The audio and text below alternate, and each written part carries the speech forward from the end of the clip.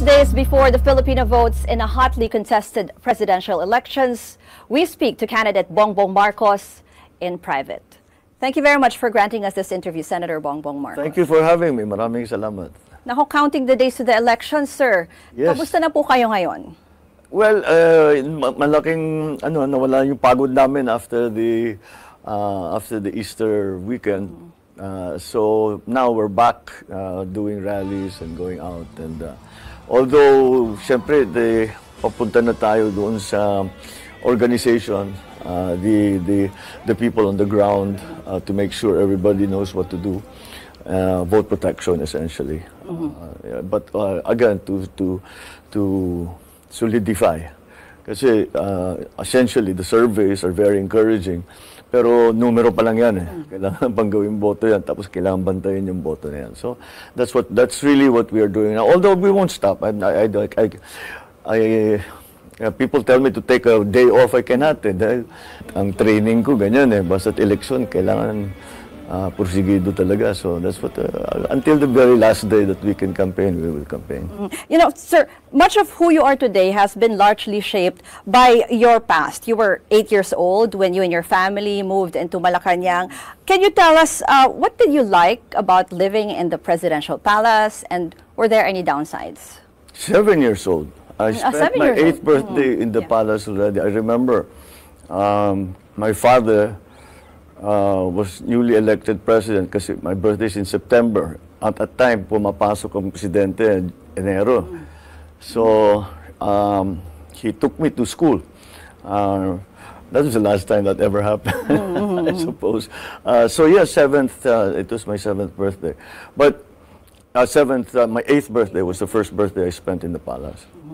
What was it like? In the beginning, it was really parang it was a much simpler, parang bahay pa rin, and it was very, things weren't so hectic. The palace is divided into the private areas and the office areas, yung tawag namin study room, and the offices of my father, etc. You're the presidential palace, and you always have to be, how do you say, at the very least presentable.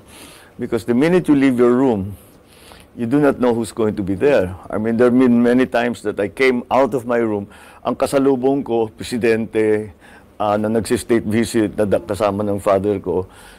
So mahirap naman, nakapajama akong lalabas. You know? So Bata pa kasi kayo eh, no? Yeah, we were still small, but you get used to it. I mean, you get used to the idea that the only real area are the private areas. The rest of the palace is an office. It was nice. What did I like about it? You're a little spoiled when you're in the palace, because anything, especially as a kid, you're very well attended to, you're very well cared for. But it's a very unusual, when pagbata ka, akala mo yung buhay mo, kahit na medyo naiba, akala mo normal yun, lahat ng tao, ganun. But we soon learned very quickly, because we had friends na, we go to their homes, and we go, then nagbabiyahe na kami. Nakikita namin, hindi, bang klase pala itong tinitirahan namin. Nakatira kami sa palasyo. Siguro na pag-usapan na lang natin, sir, kung sakali po ba manalo kayo, will that be your official residence, or like si President Duterte kasi ngayon, iba po, di ba? Yung tinitirahan niya sa bahay pangarap eh. Well, the palace is still the official residence. To tell you the truth, we haven't actually thought about it because ang planning, I always tell them, the planning horizon is until May 9. I guess we'll just have to attend to it when. But I won't live outside of the palace. Yes. Dahil nandun yung opisina. So you cannot be too far away. Okay. And all the facilities, the communications, nandun lahat eh. So it's your office, and you cannot really be very far away. You appeared in a movie as yourself in your father's biopic, Iginuhit ng Tadhana. Yeah.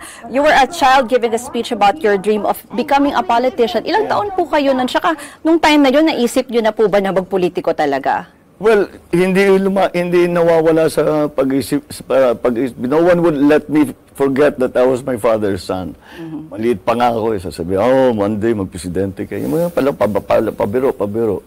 Pero you also mentioned in some interviews you wanted to be a rock star and an astronaut. That's right. Paano kayo napunta talaga? Pero napunta kayo sa politika? Was there ever, parang may track ba kayo papunta na lang doon? Hindi ko ma-explain. Umiiwas ako sa politika, talaga. Talagang tinutulak ako. Teenager pa ako, marami na nagsabi, ito yung gagawin mo. Sabi, ayoko, tapos na yan kasi nagawa na ng father ko yan. Saka, nakita ko yung buhay ng father ko at saka mother ko. Ang hirap naman ng buhay nito.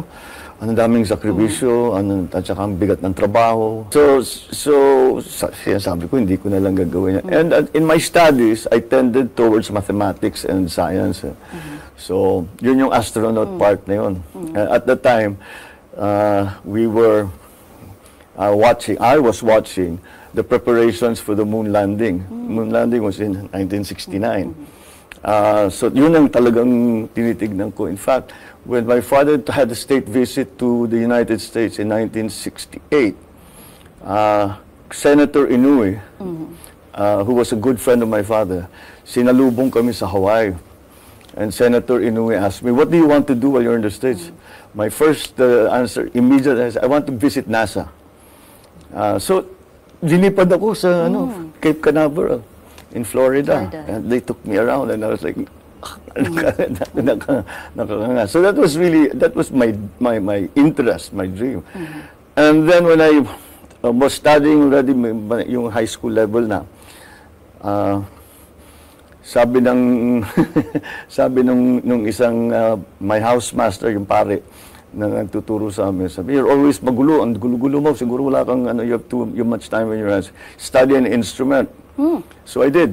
And I've got very, very, very interested in music. Only because also, in our house, because my mother is very musical, laging may music, so it was something that was very close to. And then, I was exactly at that age. When I first went to England, I was 12 years old. But we're talking 1969. So, rock and roll, right? Yun ang, nasa London pa, nasa England pa. Not in London, but in England. So, talaga, yung mga nababasa ko, napupuntahan ko, napapanood ko, yung mga sikat na naging kaibigan ko. So I got very, very interested in music.